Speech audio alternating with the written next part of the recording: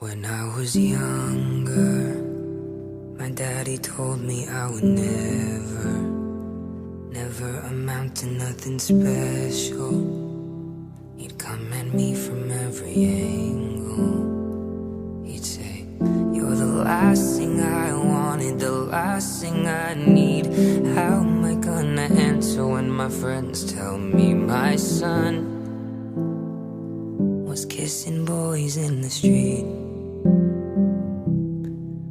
My son was kissing boys in the street. You try to change me, say I'm embarrassing my country. How could I do this to my family? Do I wanna grow up being lonely?